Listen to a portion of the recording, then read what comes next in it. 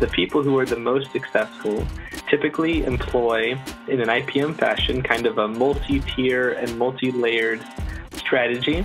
And that way they aren't going to be as hampered if a singular integral part falls away due to legal reasons or otherwise.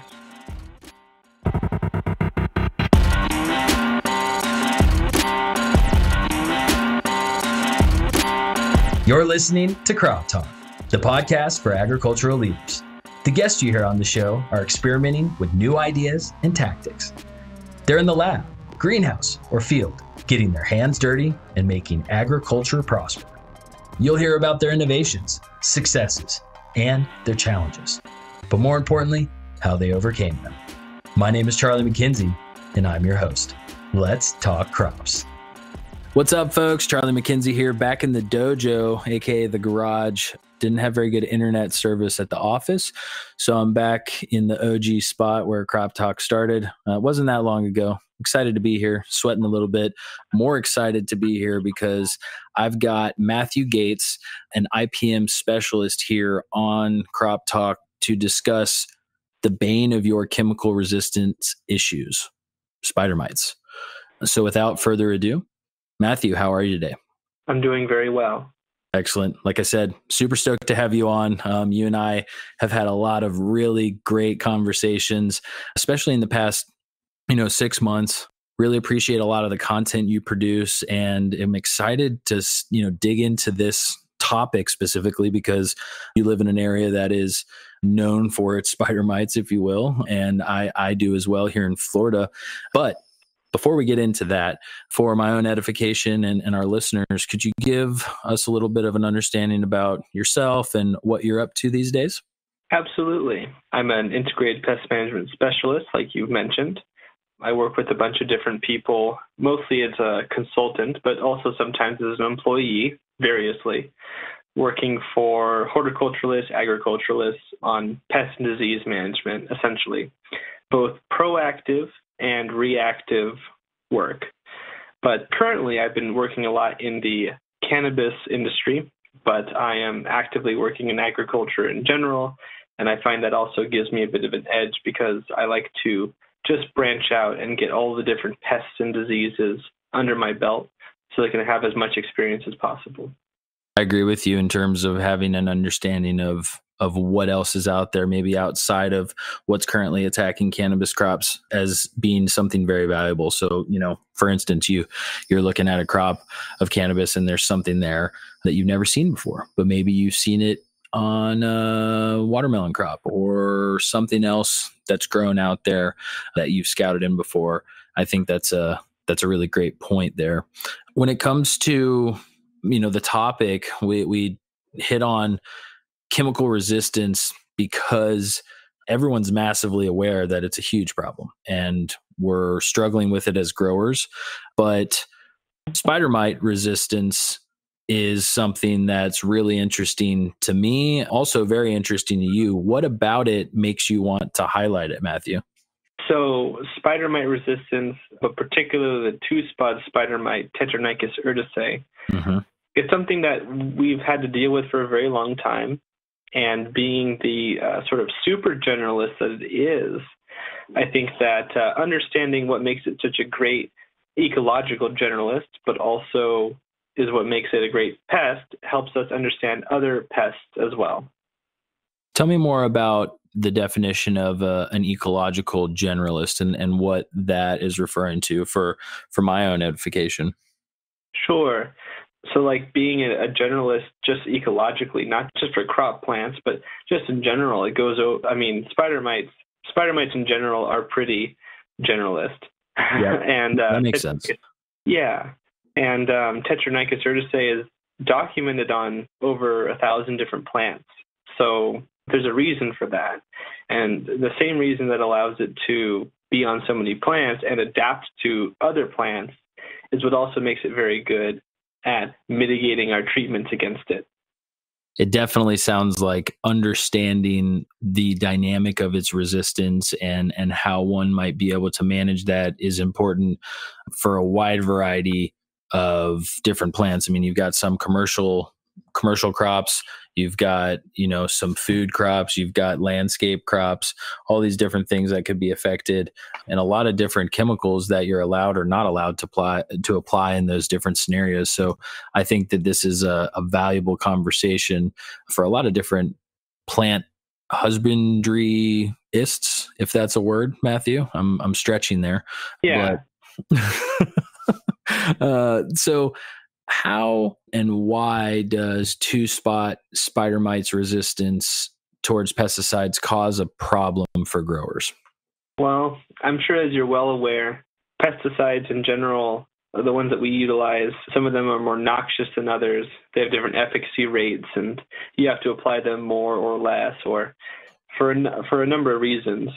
But unfortunately, well, in some ways, fortunately, we are curtailing the use of the more noxious pesticides. And I mean, ultimately, that means that there are less options available for people utilizing treatments, especially chemicals. And two-spot spider mite is very good at resisting those chemicals. It's incredibly good at it, in fact. It's also the reason why it's able to adapt to so many different plant physiologies and their natural defenses. So their ability to resist those treatments makes them a really big difficulty, a bane. A bane, to say the least. Yeah, causing a lot of economic crop damage and even loss. So what are the biological characteristics that contribute to two-spot spider mites having that superior resistance? So it's actually the same reason why I find it such a fascinating organism. Basically, it's a genome. It's got a very, what you would call a plastic genome, one that can change quite a bit. According to a research report entitled The Genome of Tetranychus urticae Reveals Herbivorous Pest Adaptations, researchers established that unique to all animals, an unprecedented 20 genes are homologous to various fungi and bacteria, and they've laterally transferred into the genome of Tetranychus urticae over millennia, millions of years. And they do things like allow the spider mite to detoxify different phytochemicals it comes into contact with when it feeds. It can neutralize the effects of a lot of different, what would normally be poisons to it. And for that reason, it's also able to neutralize a lot of pesticidal agents as well.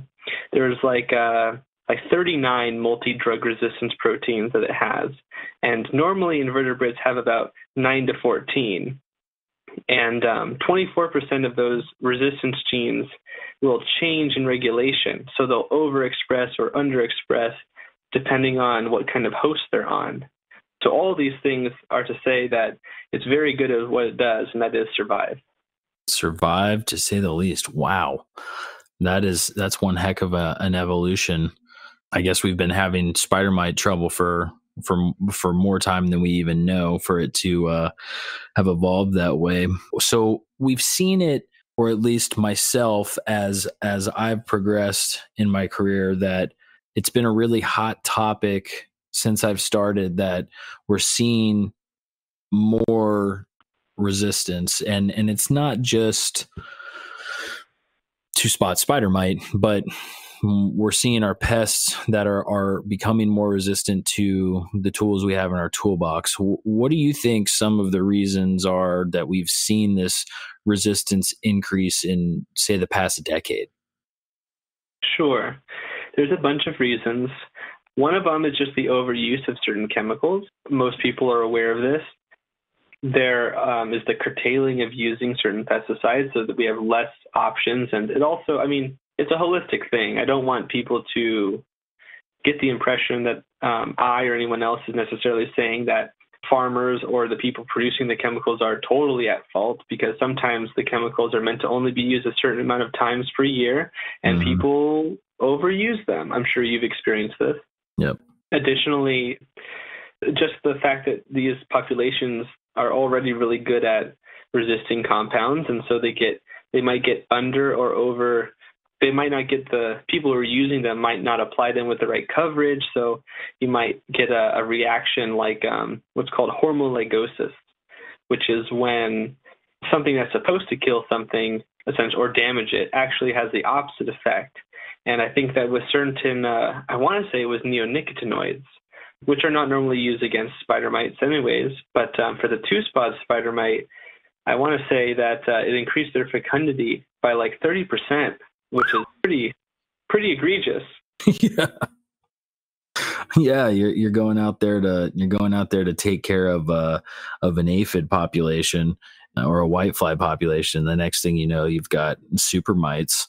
No, that's interesting. I mean, I think it's anecdotal, and maybe I'm wrong. Maybe there is evidence out there, but since the time I've started growing, I've always heard that abamectin is either the spider mites are completely resistant to it, or it's actually giving them a boost at some point when you're spraying.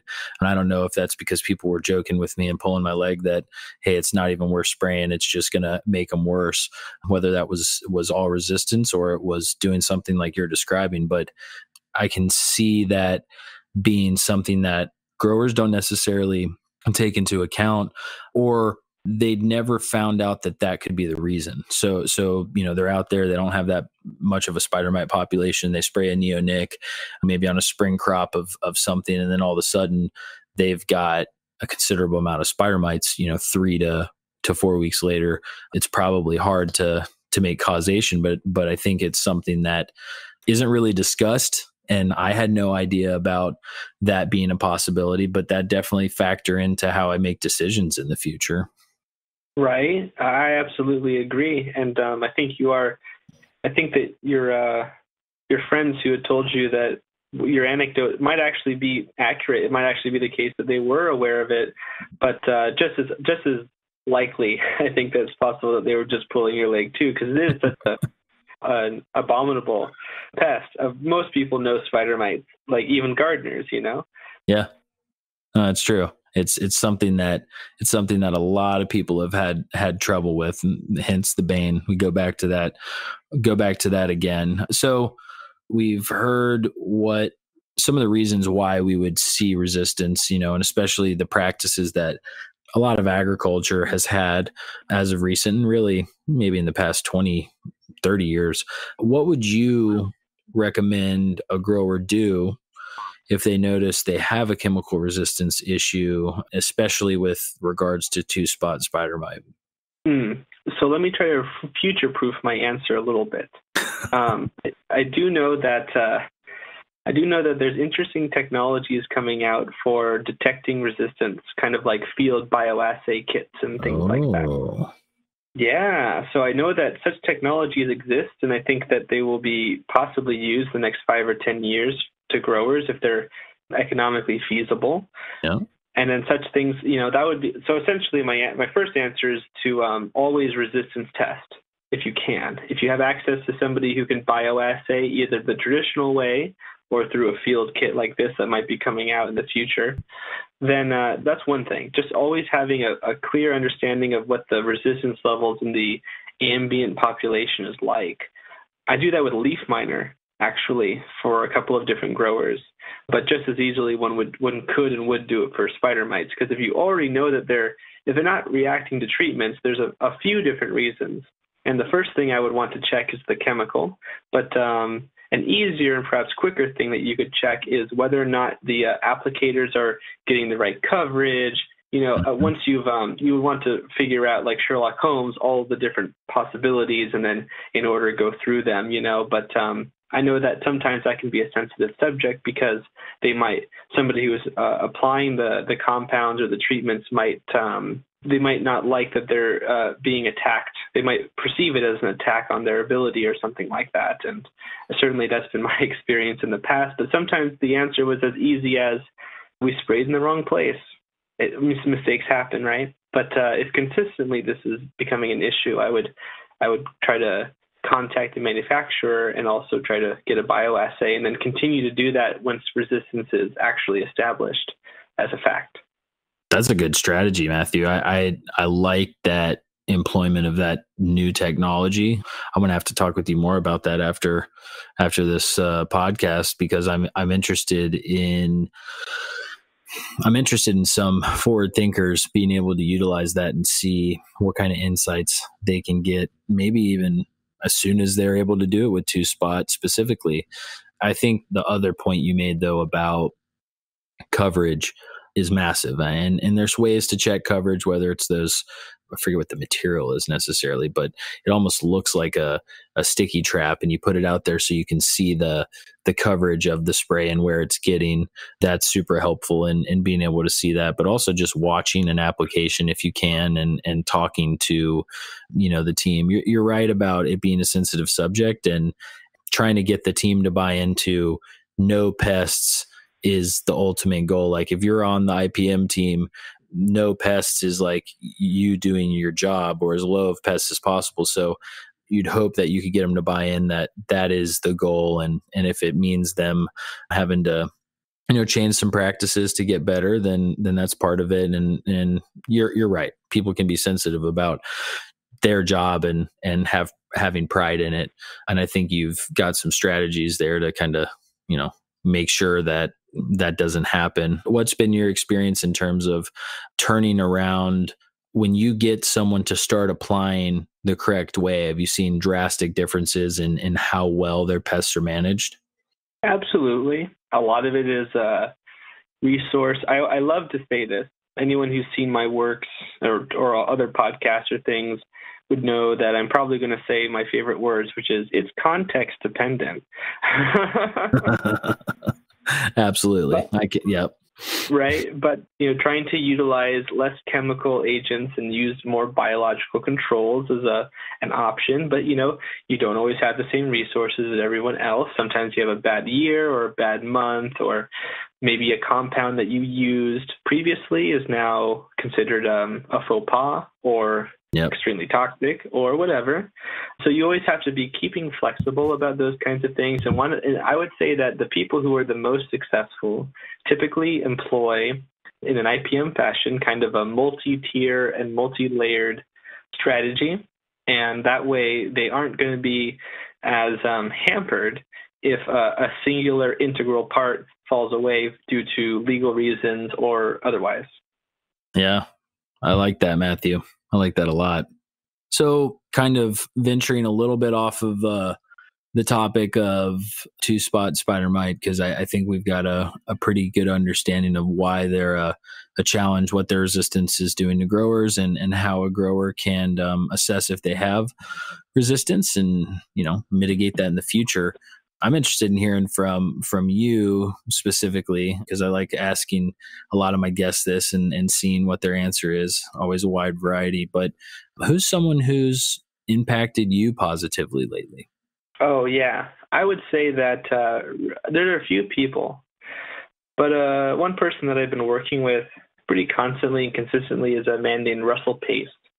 He is the president of the Cannabis Horticultural Association, of which I am an advisory board member on.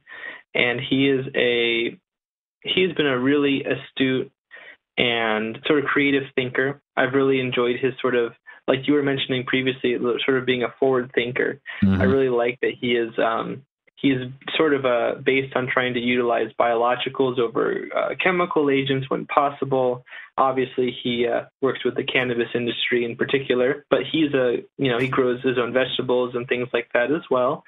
And I've just liked how much he has really embraced the last important 10 to 5 year cutting edge integrated pest management strategies, and trying to incorporate that as much as possible in this burgeoning industry. Yeah, that's awesome. Well, I'm sounds like he's a wealth of knowledge and someone that we should all be kind of watching. But I think that there's probably some listeners that want to reach out to you and learn more about you, or more about your consultancy, more about two-spot spider mite resistance. So if someone wanted to learn more about you, check out your content, because you produce a ton of great content, how would they do that, Matthew? Sure. So one way that people could find my content is through my YouTube channel, Zenthanol. That's Zenthanol. And on that YouTube channel, I like to talk about what we're talking about here, various pests, their strengths, their weaknesses, so that people kind of understand, they aren't just told how the pest is bad, but why it's bad. Because when you know the why, the next generation of farmers who are creative and innovative they'll be able to find novel ways possibly to fight various pests in a way that's more sustainable. And I always want to facilitate that as much as possible. So my YouTube channel, but also I have an Instagram account called SyncAngel, SYNCHANGEL, and I post a lot about the same sort of things: plant physiology, pest physiology, insects, arthropods, ecological information, where a lot of our IPM strategies kind of originate in. It was observations of how nature operates and then taking advantage of that. You heard it here, folks. That's definitely a valuable resource, something that you should take advantage of if you have the opportunity or you want to learn more about really any pests and a lot of biocontrol. Definitely check that out. Reach out to Matthew, someone I respect, and I'm excited because this is an interesting topic for a lot of people. I think we'll have some good feedback, Matthew, and hopefully we'll have you on the podcast in the not so distant future to talk about another pest or maybe some updates in the resistance testing like you were describing, something cool like that. I would be happy to. Awesome. Well, thanks so much, and really appreciate your time. Thank you, and I appreciate you having me on. Until next time, folks, start clean, stay clean. Thanks for listening, folks. This is Charlie McKenzie, and that was Crop Talk. Until next time, start clean, stay clean.